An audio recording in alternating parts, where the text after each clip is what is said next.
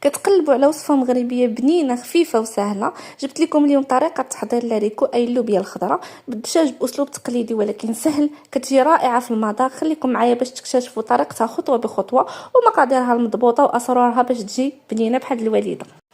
نبداو على بركه الله. اول حاجه كنحتاج واحد الكميه ديال لاريكو اللي كتبقى دائما على حساب افراد العائله.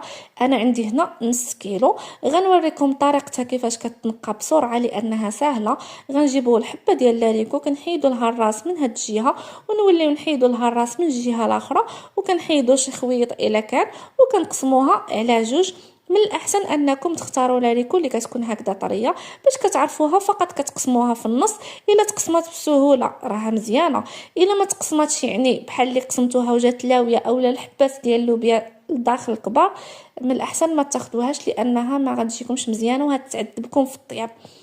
باش كتجيني هكذا لاريكو ديالي بنينه انا كنضيف لها واحد المكون اللي هو الملحه. كنضيف معلقه كبيره ديال الملحه وكندير الكميه ديال الماء اللي غتغطي لي لاريكو كامله وغنوضعوها جانبا على ما نقليو هكذا الدجاج ديالنا وعاد نصاوبوها. يعني غير واحد 10 دقائق راه ماشي بزاف. صافي كنغطيها كما كتشوفوا وغندوزو دابا باش نوضعوا المكونات في طنجره ديال الضغط. عندي هنا حبه البصله كبيره اللي شلطتها اولا متوسطه ماشي مشكل. غنضيف جوج حبات ديال مطيشه اولا حبه كبيره اللي تا هما بطبيعه الحال نقيتهم وحيدت لهم الزريعه وقطعتهم.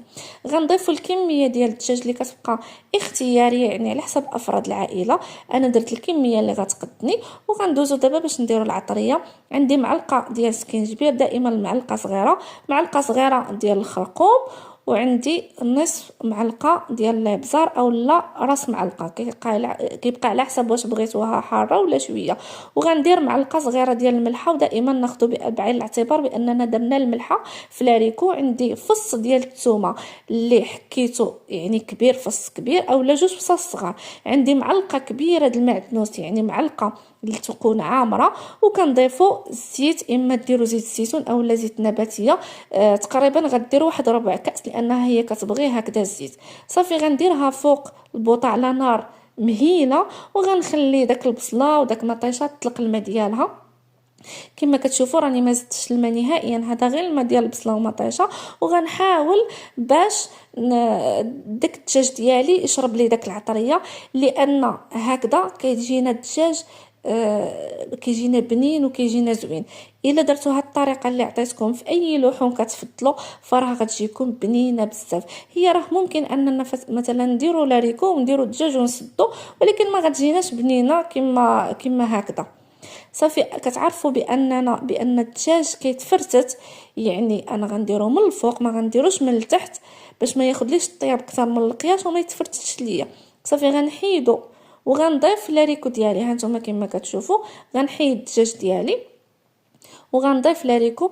بطبيعه الحال لاريكو كنجيبوها فاش كنبغيو نوضعوها في الطنجره راه حنا كنجيبوها وكنغسلوها مزيان من داك الملحه باش ما تجيناش عاوتاني المرقه ديالنا مالحه اكثر من القياس، ما غتجيش مزيانه نهائيا. يعني هانتوما شفتوا غنزيد لاريكو ديالي وغنزيد الكميه ديال الماء اللي غادي تغطي ليا لاريكو اولا اللوبيا الخضراء، كل واحد شنو كيقول ليها. صافي هنا غنزيد الماء والدجاج من الفوق، يعني كما قلت لكم الدجاج ضروري من الفوق باش ما يتفرتش لكم وعاوتاني ما غيجيكمش مزيان. الا تفرت راه ما بقى فيه ما يتنكل.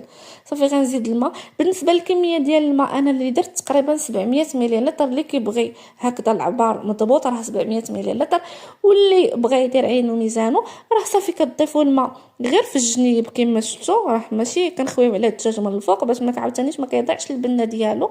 صافي غير هكذا في الجنيب حتى كتغطى لينا لاريكو ديالنا وكنسدو عليها لمده ديال نصف ساعه.